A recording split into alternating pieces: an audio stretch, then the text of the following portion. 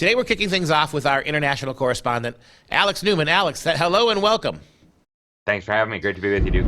You've been all around the world, and we're gonna anchor you in Florida today, your home state here. Talk about what DeSantis is doing and how his education reforms, even though many of them are symbolic or rather common sense, nothing overly radical, how he's driving the progressive left educrats absolutely apocalyptic. It really is a spectacle to behold, Duke. Our government here, our governor and our legislature have passed some really what I would consider to be very, very minor pieces of legislation. I mean, protecting children 9 and under from grooming and sexualization and LGBT brainwashing. You wouldn't think that would really be all that controversial, that 6-year-olds shouldn't be taught that they might have been born in the wrong body or that they should be experimenting with homosexuality or things like this. But it was. And then just recently, our Department of Education here rejected a whole bunch of textbooks because they had critical race theory brainwashing in them. They had sexual content that was very explicit, or they were aligned with the disastrous Common Core standards. And so for K through 5, for example, more than 70% of the textbooks that the publishing companies pitched were rejected.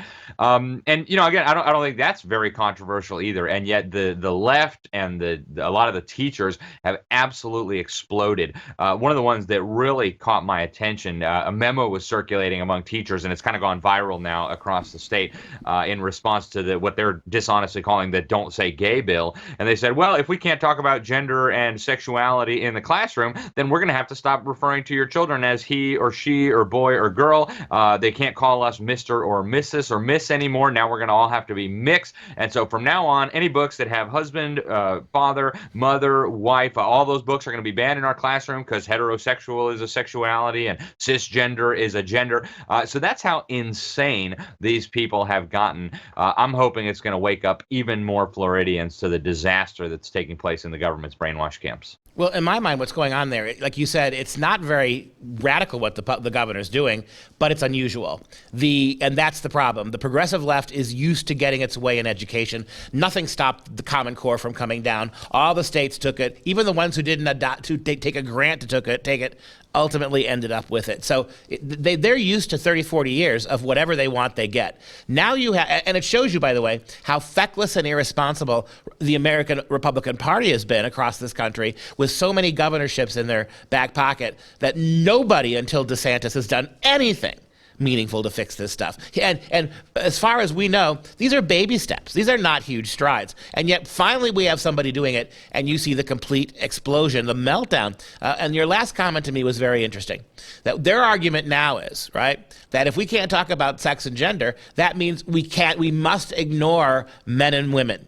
We can no longer have mother and father. And this proves it. They just outed themselves. You do not believe in biology, you lying punks. It's a complete sham. You don't believe in fact, your real beef is with reality and biology, not with Republicans and not with God. You're angry that the world wasn't tailored and created all by those random explosions of the Big Bang, that didn't come down so that there were 8,000 genders. It came down to 2 sexes, period. You don't like it, but you can't blame Mother Nature. So you freak out about this.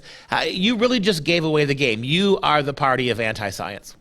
That is really the label that they should be hung with forever. They reject the science of biology. They reject the science of gender. They reject all science that doesn't fit into their corrupt and perverse worldview. And the worst part, Duke, is that they're pushing this on impressionable young children. You know, mommy and daddy say, hey, go listen to the teacher, make sure you do good on the test. And so these poor little kids, they have no resistance to this brainwashing, and they're being told all kinds of nonsense by educators that should know better. And, you know, that's not to say that every teacher is like this, but the problem is systemic. And I'm not a believer in systemic racism, but the problem with the government brainwash camps is systemic. It is so deeply rooted in the very essence of these government schools that they are unsalvageable. And I think there is one danger to these policies that are being pursued here in Florida, even though I fully support them.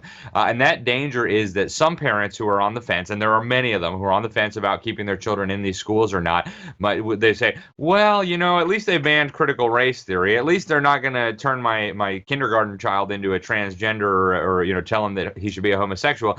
And so there's a danger that parents will say, well, I can maybe leave them in the government schools. It's not ideal, but we're not in New York or California. And the problem is that this corrupt, destructive, evil worldview infects every element of the education, not just the LGBT brainwashing, not just the CRT. It is systemic in the system. And so parents need to recognize that Florida schools are not any safer than California schools or Illinois schools. Same garbage is going on. Take a look at this video. Hi, my name's Az and I'm a preschool teacher. So my classroom celebrates diversity. It's probably my favorite thing to teach. We usually use kids' books to talk about this kind of thing. Recently we started wearing pronoun pins, and the kids get to pick a new pronoun pin every day. We have some that pick like she, her every single day, and we have some that change it up. Yeah, so again, when was the last time, these are all preschool teachers. We're talking 3 and 4 year olds. When was the last time you heard a teacher of 3 and 4 year olds even ever mention literacy or studying or academic achievement? It's all about the narcissistic peacock airing of their own gender issues. Yep. And some of the kids, they choose she, her every day, but other ones change it up. Like, oh yes, I'm successfully brainwashing these poor little 3 and 4 year old kids. It's so horrific, Duke. And I'm getting calls and emails and talking with parents whose children have gone through this, and it devastates the lives of everybody in the family, not just the children. This is child abuse, plain and simple. It's happening everywhere, including here in Florida, and it needs to stop.